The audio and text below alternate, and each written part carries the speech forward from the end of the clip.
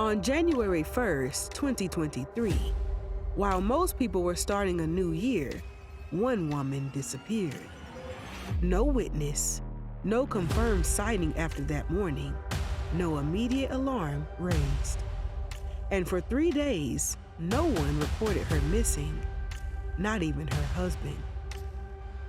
A mother, a professional, a woman with a life that on the surface looked stable. But inside her home in Cohasset, Massachusetts, something had already gone very wrong. Her name was Ana Walshe, and this is her murder story.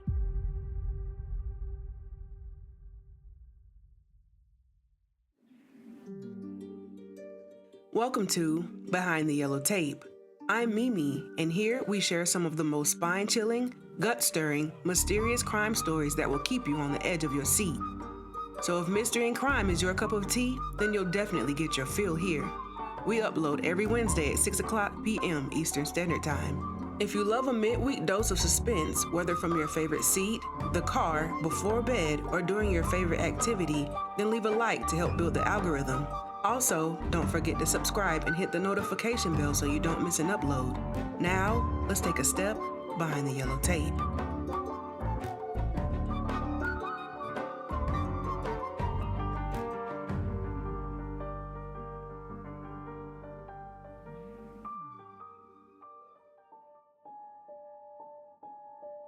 Ana wasn't someone who stayed still for long. She worked in real estate, splitting her time between Massachusetts and Washington, D.C., a schedule that required constant travel, constant communication, and constant structure. She had 3 young children, a husband, responsibilities that didn't leave much room for disruption, which is why when she didn't show up for work on January 3rd, it stood out, not immediately as something criminal, but as something off. At first, coworkers assumed delays, travel issues, something routine.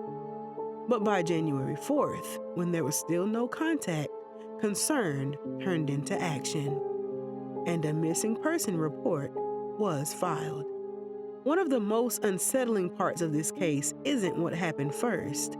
It's what didn't happen at all. Because the person closest to her, the one who lived in the same house, didn't report her missing. Her husband, Brian Walsh, told the police a simple story when they finally spoke to him. He said Ana left early on New Year's Day, said she was heading to the airport, and said she had a flight to Washington, D.C., and that this was the last time he saw her. When investigators began verifying Brian's account, small inconsistencies started to appear. There was no record of a rideshare picking Ana up that morning, no surveillance footage at the airport placing her there, and no boarding pass scanned, or any digital trail showing that she ever made that trip. And for someone whose life depended on travel, schedules, and communication, that absence was a bit strange. Because in modern cases, people just don't disappear cleanly. They leave data behind unless something stops them. Before Ana ever went missing, there were already pressures building inside that household. Not the loud ones, and not the kind that draw police attention, but the kind that sit just under the surface. Because Brian Walsh wasn't just a husband. At the time, he was also facing federal charges of art fraud. He was accused of selling fake paintings as originals. It wasn't a minor accusation, and it wasn't resolved. He was out on bond, which meant his life wasn't entirely his own. There were restrictions, monitoring, expectations, and pressure. A lot of pressure.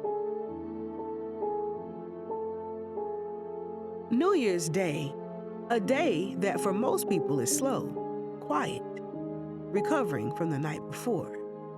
But inside the Walsh home, something unfolded that investigators would later reconstruct piece by piece. Because sometime between the early hours of that morning and the moment Ana was supposed to leave for the airport, her timeline ends. And Brian's begins to change. Investigators didn't just look at where Brian went, they looked at what he did. And what they found on his phone would become one of the most chilling parts of the case. Searches. Not random ones or vague ones, but deliberate searches. Specific searches. Questions typed into a search bar that no one expects to see tied to a missing persons case. Questions about how long it takes for a body to decompose, how to stop decomposition, and how to dispose of a body. These weren't made days later, and they weren't made days after news broke. They were made the same day Ana disappeared. Search history on its own doesn't prove a crime. People search strange things all the time, but context matters. Timing matters. And when those searches line up with a disappearance, they stop being abstract. They start becoming evidence. Because they suggested something critical, not just knowledge, but intent.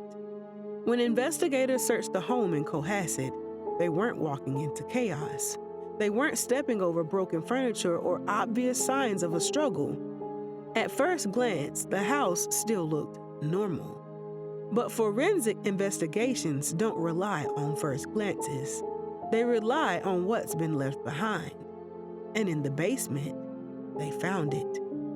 Blood. Not a trace, not a small stain, but just enough to confirm that something violent had happened inside that home. Testing would later confirm that the blood was Ana's. Alongside their evidence, investigators also found signs of cleanup, cleaning supplies, disturbed areas, and subtle indications that someone had tried to remove what happened without fully succeeding, and that's often how cases unfold. Not through what's obvious, but through what wasn't done perfectly. At this point, the case changed. This was no longer a missing persons investigation. This was a homicide investigation. Even without a body, even without a confirmed timeline of death, because the evidence didn't just suggest something went wrong, it suggested something irreversible. Investigators expanded outward, tracking movement, patterns, behavior after January 1st. Because what happens after a crime often tells you more than the crime itself. Surveillance footage showed Brian Walsh driving, not to work and not to routine stops, but to dumpsters. Different locations, different days, discarding items over and over again. Investigators didn't just note those locations, they searched them. Trash bags were recovered, heavy, deliberately placed, and inside, pieces of evidence, items connected to Ana, objects from the home, and materials that told a story, even without a body. By now, investigators weren't asking if something happened. They were asking how and why. Because the evidence pointed in one direction, not outward, not toward a stranger, but inward, toward the person who said nothing was wrong. Prosecutors would later argue this wasn't random, it wasn't sudden, it was pressure, financial strain, legal trouble, a marriage under stress, and a woman who may have been moving toward a different future, a future that didn't include him. One of the most difficult parts of this case was what wasn't found, a body. But modern investigators don't rely on one piece of evidence. They rely on patterns, and this pattern was undeniable. The case moved forward, slowly, carefully, every detail examined, every inconsistency challenged. The defense argued doubt. No body, no direct witness, and no movement captured on camera, but the prosecution didn't need one movement. They had all of them, together. In December 2025, a verdict was reached. Guilty. First-degree murder. A life sentence without parole. Ana Walshe never made it to the airport. She never left her home. And the version of events that sounded so simple unraveled under scrutiny. Because the truth doesn't always appear all at once. Sometimes it builds. Search by search, step by step, mistake by mistake, until there's nothing left to hide. And sometimes the most dangerous place isn't somewhere unknown. It's the place you trust the most. If this story sent chills up your spine, leave a like, share, and subscribe. Thank you for all of those who continue to listen, and thank you for all of those who are just tuning in. Don't forget, every Wednesday at 6 o'clock p.m. Eastern Standard Time, and we thank you for listening. I'm Mimi, and this has been A Step Behind the Yellow Tape.